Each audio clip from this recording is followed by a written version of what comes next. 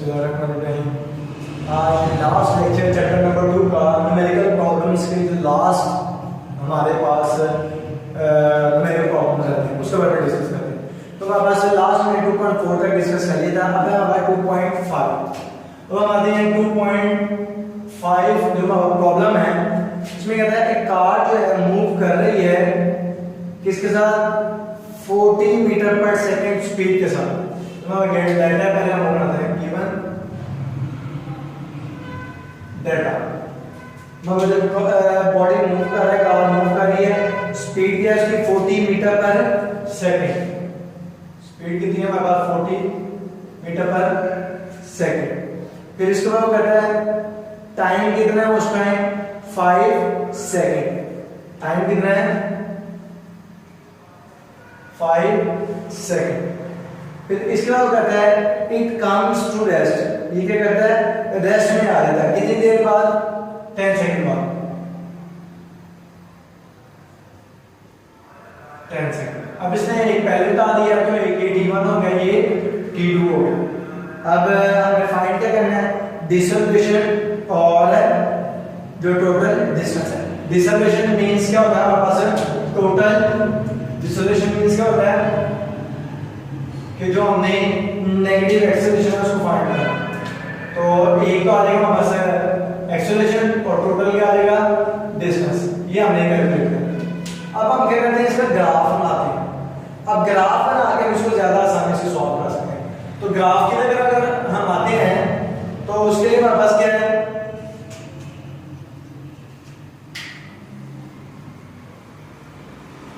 Solution. Solution के अंदर मतलब उसने नहीं बताया हुआ हम अपनी आसानी के लिए क्या करते हैं ग्राफ बनाते हैं। अब ग्राफ में क्या है हमारे पास सबसे पहले जो हमारा ग्राफ बनेगा वो किसके दरमियान में बनेगा स्पीड और टाइम के दरमियान। यूनिट क्या होगा हमारे पास मीटर पर सेकंड। मीटर पर सेकंड। अभी कह रहा है अब दोबारा मैं क्वेश्चन का भी स्टेटमेंट देखो कि हमारी कार मूव करती है with uniform velocity 40 second for 5 second. एक कार सपोज हम कहते हैं यहाँ पे इसकी वो बनाए 10 20 30 और ये 40। अब यहाँ पे अगर हम बनाए 5 10 15 0 5 10 15 10 20 30 40 ये हमारा पास है। अब अगर हम आगे देखते हैं तो उसके अंदर भी हमारे पास क्या है कि एक कार 40 मीटर पर सेकंड स्पीड से 5 सेकंड तक मूव करती है। कहां तक यहां तक 5 सेकंड तक 40 की स्पीड से मूव करती है। फिर it comes to rest in next 10 second. अगले 10 सेकंड में अगले 10 सेकंड ये 5 को ये 5 टोटल 10 सेकंड हो गए। अगले 10 सेकंड में वो क्या करती है रेस्ट में आती है। अगले 10 सेकंड में वो इस स्पीड से किसमें आ गई रेस्ट। जितना नीचे जाएंगे स्पीड कम हो जाएगी और इस लाइन पे आ जाएगी स्पीड क्या हो जाएगी 0। तो अगले 10 सेकंड में वो किसमें आ गई है तो 0 पे आ गई। अब हमारे पास ये पॉइंट है कि हमें एक्सेलरेशन जो कि नेगेटिव है मतलब जो एक्सेलरेशन कम हो रहा है उसको कैलकुलेट करना है और टोटल डिस्टेंस को कैलकुलेट करना है। अब हम देख रहे हैं कि हमारे पास यहाँ पे vi क्या है। ये क्या स्टार्ट यहां से कम होना स्टार्ट हुआ तो ये vi है। एंड कहां पे हुआ है यहां पे ये vf। तो vi कितना 40 मीटर पर सेकंड और vf कितना हमारे पास है 0। vf कितना है 0। vi कितना हमारे पास 40 मीटर पर सेकंड। ठीक है तो हम ग्राफ यूज करते हैं। अगर इसको सॉल्व करते हैं तो उसके अंदर हमारे पास ये क्या आ जाएगा vf minus vi over t। a is equal to vf minus vi over t। vf क्या हमारे पास 0 माइनस vi क्या हमारे पास 40। टाइम कितना हमारे पास 15 सेकंड ही आएंगे। कहां से कहां तक है यहां से यहां तक। यहां से यहां तक 5 सेकंड और 5 सेकंड टोटल कितना और 10 सेकंड। तो इसको अगर हम सॉल्व करते हैं तो हमारे पास उसका भी क्या आ जाएगा -4। ये क्या आ जाएगा हमारा एक्सेलरेशन क्या आ जाएगा -4 मीटर पर सेकंड स्क्वायर। अब क्योंकि माइनस का ध्यान है इसका मतलब ये है कि ये डिसोल्यूशन नेगेटिव एक्सेलरेशन।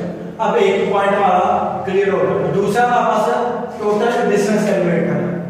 दूसरा क्या हमारे पास है डिस्टेंस को कैलकुलेट करना।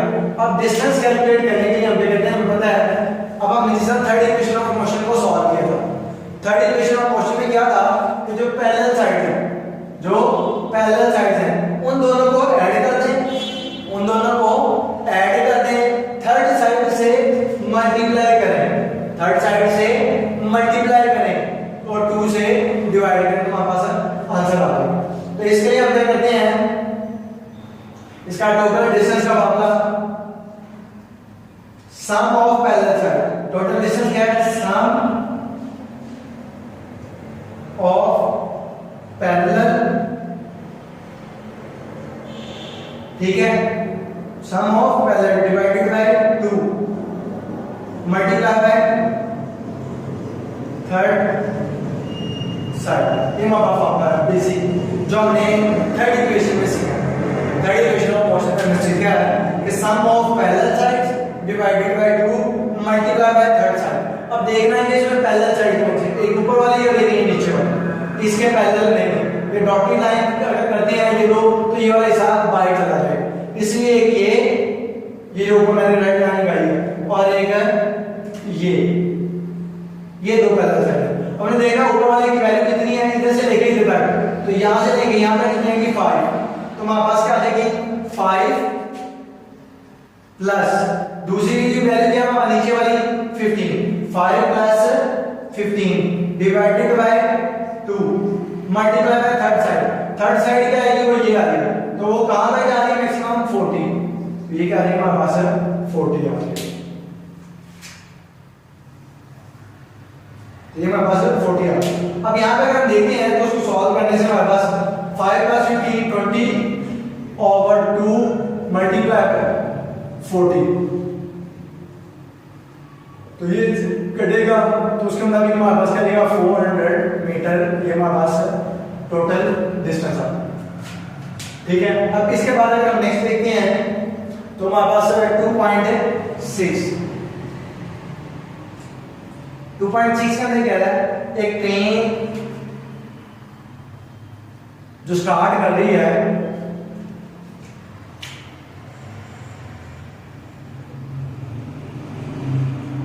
एक ट्रेन है वो जो स्टार्ट कर रही है वो हमारे पास क्या आता है,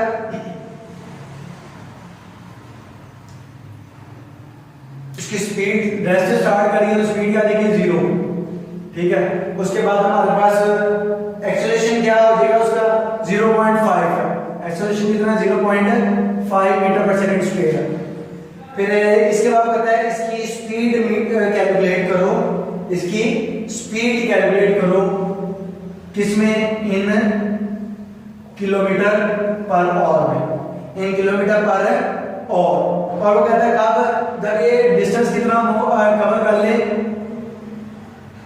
डिस्टेंस कितना है 100 मीटर। फाइंड क्या करना है हमें, क्या करना है हमें स्पीड फाइंड करनी है इन किलोमीटर पर आवर, ये हमारे पास यहां तक आ गया। इसके बाद हमारे पास आ गया है सॉल्यूशन। अब यहां पे अगर हम देखते हैं आगे तो उसके मुताबिक हमारे पास क्या आ रहा है, स्पीड इनिशियल है, फाइनल है, एक्सेलरेशन है और डिस्टेंस है। अगर जैसे मैंने आपको पहले लास्ट टाइम बताया हुआ तरीका, उसके मुताबिक अगर हम देखें तो हमारे पास third equation of motion possible, 2as is equal to vf square minus vi square। अब हमारे पास क्या है, एक्सेलरेशन, डिस्टेंस, ये सब चीजें। अब यहाँ पे इसको हम पुट कर रहे हैं 2 मल्टीप्लाई बाय a की वैल्यू क्या हमारे पास है 0.5 मल्टीप्लाई बाय डिस्टेंस कितना है 100, vf स्क्वायर वैसे आ गया माइनस vi की वैल्यू क्या आएगी 0, vi की वैल्यू क्या आएगी 0 स्क्वायर। अब इसको मल्टीप्लाई करें यहाँ पर तो यहाँ पे आ जाएगा हमारे पास 50 मल्टीप्लाई बाय 2, ये हमारे पास आ जाएगा 100, ये हमारे पास क्या आ जाएगा 100 vf स्क्वायर। अब हम क्या करते हैं इसका स्क्वायर रूट ले लेते हैं तो ये क्या आ जाएगा हमारे पास 10 vf, तो ये स्पीड है तो मीटर पर सेकंड, तो vf जो है हमारे पास 10 मीटर पर सेकंड आ गया, ये हमारे पास की फाइनल स्पीड है। लेकिन हमारे पास फाइनल स्पीड तो हमें कैलकुलेट करनी है, किसमें कैलकुलेट करनी है, किलोमीटर पर आवर में, मीटर से किलोमीटर में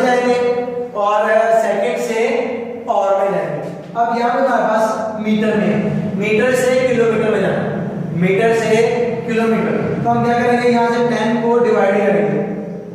पहला किलोमीटर से मीटर में आते थे, मल्टीप्लाई करते थे, अब मीटर से किलोमीटर में जा रहे हैं तो हम क्या किया, इसको डिवाइड कर दिया। मीटर से अब किसमें हो गया किलोमीटर, 1000 से डिवाइड किया, मीटर की जगह क्या आ जाएगा, मीटर के साथ किलोमीटर। अब इसके बाद यहाँ पे सेकंड में है, सेकंड से किसमें आना है, पर और में, पर और में। तो सेकंड से और में आने के लिए हम क्या करेंगे, 3600 से मल्टीप्लाई कर देंगे, 3600 से क्या कर देंगे, मल्टीप्लाई करेंगे। तो यहाँ पे ये क्या करेगा, ये 2 जीरो से गए, ये 0 इससे गया, तो 36 किलोमीटर पर और ये हमारे पास क्या रहेगी फाइनल स्पीड इसकी। ठीक है, इसके बाद 2.7 2.7 में हमारे पास गिवन है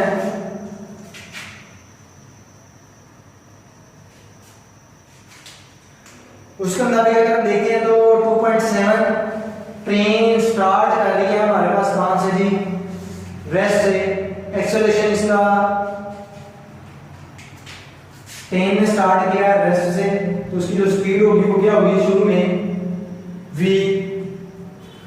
अच्छा, इसको क्या कहते हैं, डायरेक्ट ग्राफ के जरिए से रिप्रेजेंट करते हैं, क्योंकि इस तरह से हमें सॉल्व करना मुश्किल होगा कि वैल्यू कम है ज्यादा है, कभी कुछ होता है, कभी कम हो रही है, कभी ज्यादा हो रही है, vi कभी कौन सी आएगी, कभी vf कौन सी आएगी, तो इसलिए हम क्या करते हैं, इसके लिए ग्राफ बनाते हैं।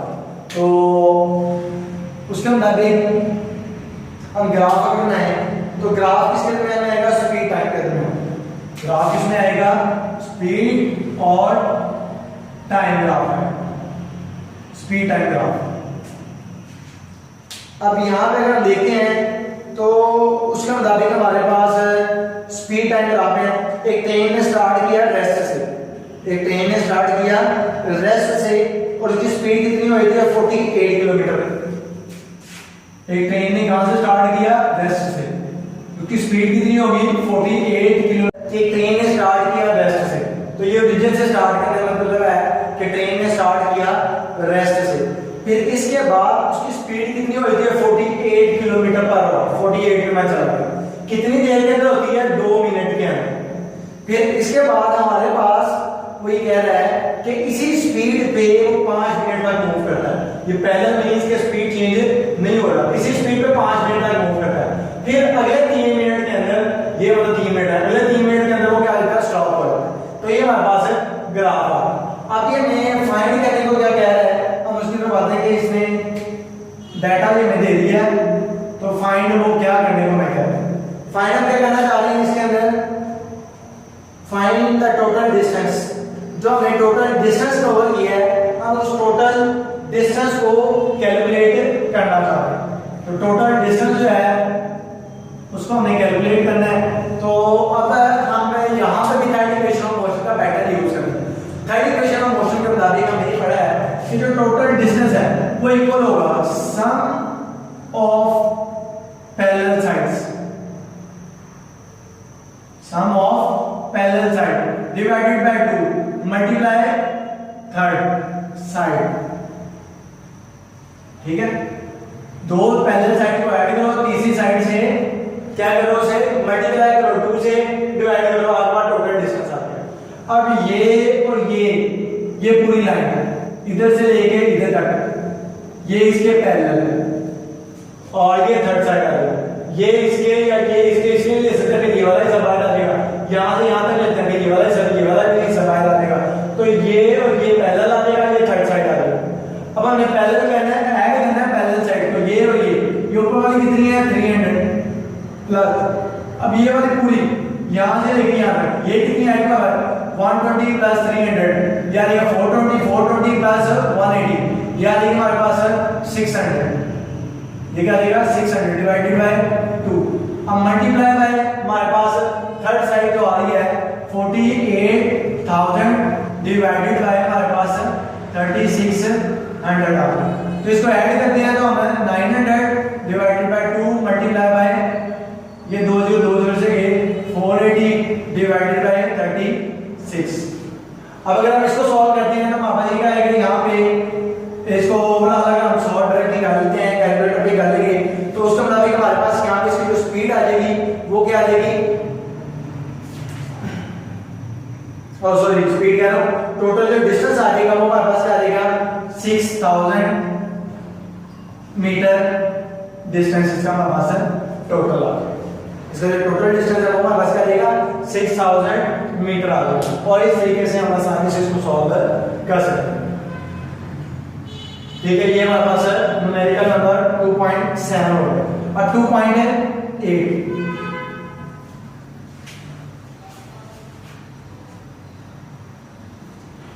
अब 2.8 का अंदर कह रहा है कि हमने एक क्रिकेट बॉल जो है उसको ऊपर की तरफ फेंका है, 6 सेकंड के बाद वो वापस आ गया ग्राउंड पे। तो हमारे पास जो टोटल टाइम आया है, जो टोटल टाइम आया वो कितना है 6 सेकंड।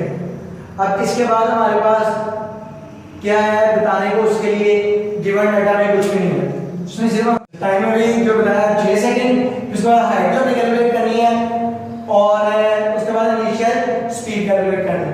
यहाँ पे अगर हम कंडीशन के लिहाज से देखते हैं तो आप बोलते हैं ए की वैल्यू अभी जी क्योंकि फ्री फॉल बॉडी है और माइनस में आएगा क्योंकि अपवर्ड मूव कर रहा है। फिर इसके बाद निकला फाइनल वेलोसिटी, जल्दी बात है लास्ट पॉइंट पे जाके 0 भी तो आ गया। अब हम सेकंड इक्वेशन ऑफ मोशन को यूज करते हैं, उसमें कभी भी s = p/2 gt स्क्वायर ये हमारे पास आता है।